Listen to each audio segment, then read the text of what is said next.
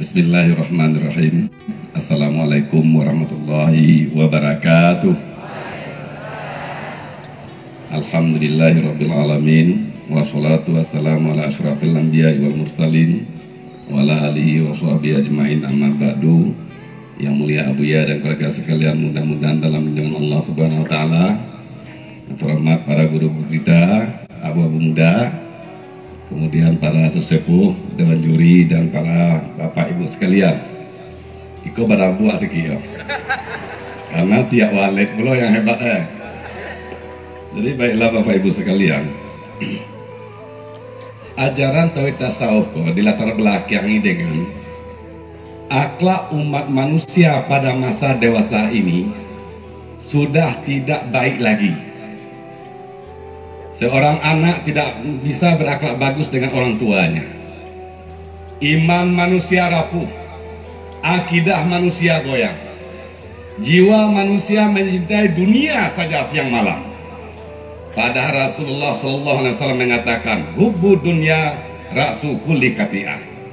Cinta dunia adalah pangkal seluruh kejahatan. Bermacam-macam kejahatan yang kita dengar, pembunuhan, sabu-sabu, pemerkosaan, bermacam-macam. Ada apa dengan Islam ini? Ini tidak lain manusia telah lari daripada jati diri manusia itu sendiri. Apa jati diri manusia? Allah Subhanahu wa taala mengatakan, "Wa ma khalaqtul jinna wal insa illa liya'budun." Tidak aku ciptakan jin dan manusia kecuali untuk beribadah kepadaku. Artinya untuk bermakrifat kepadaku, bukan untuk yang lainnya. Maka karena demikian, melihat situasi manusia yang seperti itu, berarti ada satu ajaran Islam ini yang sudah ditinggalkan, yaitu ihsan. Yang mana ihsan ini adalah anta'budallah ka'annaka tarah, fa illam takun tarah fa innahu yaraka. Ini adalah salah satu rukun Islam, rukun daripada agama kita. Yang pertama iman, yang kedua Islam, yang ketiga ihsan. Yang ihsan inilah yang jarang dibicarakan dan diamalkan lagi ditetapkan oleh umat Islam pada dewasa ini. Maka karena demikian, iman manusia goyah, akhlak tidak bagus, ibadah kacau balau, maka timbullah MPTT ataupun tauhid tasawuf ini. Kenapa? Untuk mentahqiqkan iman, memperbagus amal, supaya nafsunya bisa mencintai Allah, berakhlak yang mulia. Tampillah tauhid tasawuf ini. Maka atas dasar hadis Umar inilah tauhid tasawuf ataupun tauhid kesufian digagas oleh Abuya. Para hadirin kaum muslimin dan dirahmati Allah, dalam ajaran ini kita harus harus tahu kepada 4 buah istilah. Yang pertama syariat. Syariat adalah mengetahui hukum, akidah, hubungan kita dengan Allah. Akidah 50, sifat-sifat Allah dan sifat-sifat Rasul yang wajib, mustahil dan harus, itu wajib kita ketahui. Yang kedua hukum fikih, cara beribadah, cara bermuamalah yang sah dan benar, itu wajib kita ketahui. Kemudian sifat-sifat nafsu kita ini, jelek atau baik, itu wajib kita ketahui dengan mempunyai ilmu pengetahuan. Ajaran syariat ini biasanya diajarkan di pondok-pondok, tetapi pada kenyataannya kalau kita hitung, lebih banyak manusia di luar pondok daripada di dalam pondok.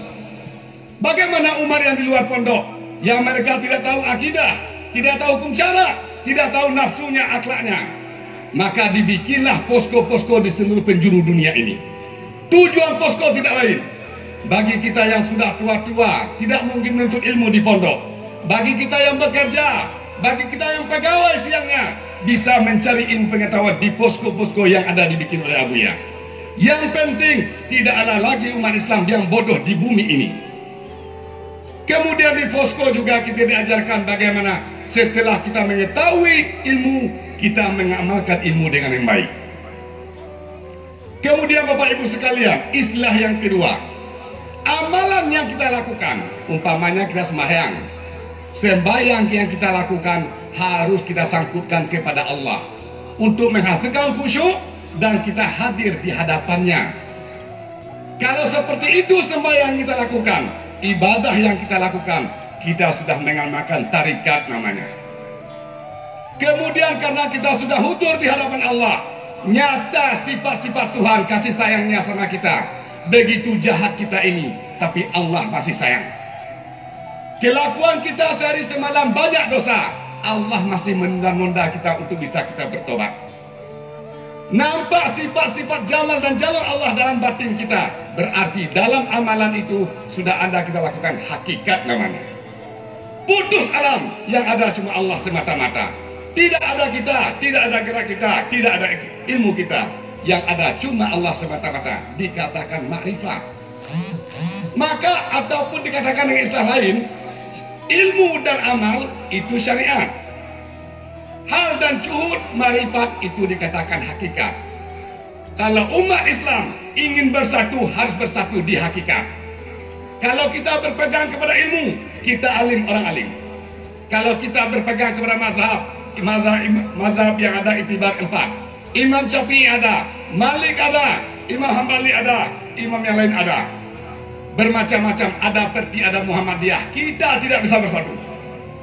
Kalau di bidang tarikat, ada Nasyabandi, ada Catari, ada bermacam-macam, juga tidak bisa bersatu. Tapi kalau kita kembali kepada hakikat, kita insya Allah akan bisa bersatu. Bisa kita nyatakan pada hari ini. Tarikat Catari dari Malaysia gabung di MPTT. Muhammadiyah, Pak Jasman, saya Perti, bisa gabung di MPTT. Ini apa pertandanya? Kalau ingin umat Islam bersatu, bergabunglah di hakikat. Yang hakikat ini adalah salah satu ajaran tasawuf dan kesufian. Kalau tidak Bapak Ibu sekalian, umat Islam ini hancur. Mereka mempertimbangkan organisasinya masing-masing, makanya umat Islam ini akan goyang. Kalau ingin kuat kembali, maka bersatulah kita di hakikat, di ajaran MPTT ini. Para hadirin kaum muslimin yang dirahmati Allah, kesimpulannya adalah bahwa ajaran tauhid tasawuf ini didasarkan kepada ilmu dan amal, hal dan juhud. Yang kedua, kalau ingin kokoh akidah kita, kalau ingin baik amalan kita, ikhlas, hutur hati kepada Allah, masuklah pelajaran tauhid tasawuf ataupun tasawuf dan kesufian. Yang ketiga, kalau Islam ini ingin bangkit kembali seperti masa Rasulullah, masa sahabat, bersatulah kita umat Islam di hajaran hakikat ini.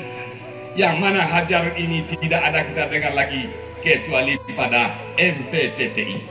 Bersyukur kita karena bisa akidah kita perkokoh, amal kita perbaiki. Kesimpulan yang terakhir, bukti sudah kita lihat. Banyak orang sabu-sabu bisa bertobat. Siapa yang menobatkan mereka? Banyak orang bodoh sudah pelajari posko. Banyak yang lidahnya biasanya bernyanyi berlagu macam-macam sekarang dengan zikir dan latif siribeng. Ini ada siapa? Siapa yang mengarahkan? Kecuali ajaran Abuya, yaitu hakikat dan marifat ini. Maka karena demikian, sudah kita senang sekarang mendengar anak-anak berzikir, tidak lagi bernyanyi. Kemudian orang-orang tua sudah berzikir berbondong-bondong untuk memperkuat agama ini. Maka karena demikian, sama-samalah kita untuk memasuki ajaran, mempelajari ajaran tauhid tasawuf dan tauhid kesufian ini. Sekian demikian. Assalamualaikum warahmatullahi wabarakatuh.